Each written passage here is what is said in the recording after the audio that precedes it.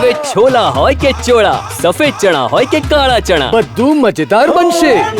15 જિલ્લાઓમાં આવતીકાલે mock drill થશે. વડોદરા, સુરત, તાપી, અમદાવાદ અને જામનગરમાં આ મોક ડ્રીલનું આયોજન થનારું છે. એ સિવાય દ્વારકા, કચ્છ, ભરૂચ અને ગાંધીનગરમાં પણ મોક ડ્રીલ થશે.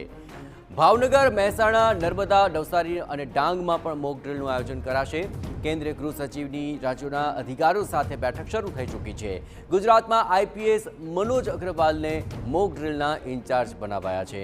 આજ અંગે વધુ વિગતે વાત કરવા માટે જોડાઈ રહ્યા છે TV9 political editor Kinjal Mishra. Kinjal, આ મોક ડ્રીલનું આયોજન છે, તબક્કાવાર રીતે કઈ રીતે આ આયોજન પાર પડાશે ને તેના માટે અત્યારે કઈ પ્રકારની પ્રક્રિયાઓ આપ જોઈ રહ્યા છો? જે જયેશ, મહત્વપૂર્ણ જે બેઠક છે તે અત્યારે સરકારની ચાલી રહી છે. કેન્દ્ર સરકારની અલગ અલગ રાજ્યો સાથેની જે વિડીયો કોન્ફરન્સ છે તે ચાલી રહી છે. ગુજરાતની વાત કરવામાં આવે તો ગુજરાતમાંથી પણ જે મુખ્ય સચિવ છે પંકજ જોશી, તેમની સહિત જે ઉચ્ચ અધિકારીઓ છે, આઈએસ આઈપીએસ અધિકારીઓ છે, તેમની બેઠક છે તે શરૂ થઈ ચૂકી છે. મૂળ જો ગુજરાતની વાત કરવામાં આવે તો ગુજરાતના કુલ જે 15 જિલ્લાઓ છે, 15 જિલ્લાઓમાં મોક ડ્રીલનું આયોજન કરવામાં આવ્યું છે. તેના 3 કેટેગરી છે, તેમાં બાયફર્ગેટ પણ કરવામાં આવી છે. કેટેગરી 1 ની જો વાત કરવામાં આવે તો તેની અંદર વડોદરા, સુરત અને તાપી જે કાંકરાપાર વિસ્તાર છે તેનો સમાવેશ થઈ રહ્યો છે કે જ્યાં મોક ડ્રીલ થશે.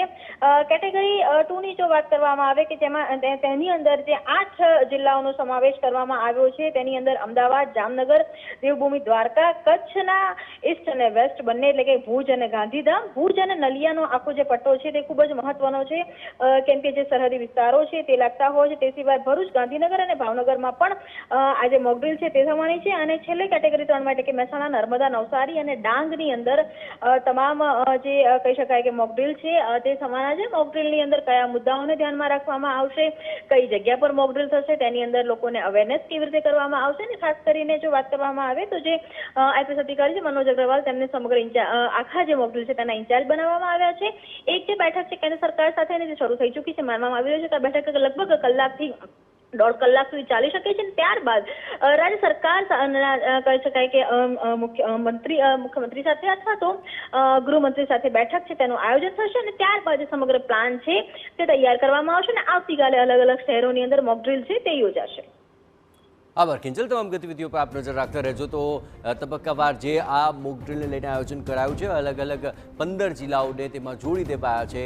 સૌથી સ્પષ્ટ બાબત એ રહેશે કે મોક ડ્રીલથી નાગરિકોને અને સાથોસાથ જે પરિસ્થિતિ સર્જાશે તે કેવી રીતે સંભાળી શકાય તેને લઈને ખાસ એક તાલીમ પણ થશે અને તમામને જાણકારી પણ મળી રહેશે.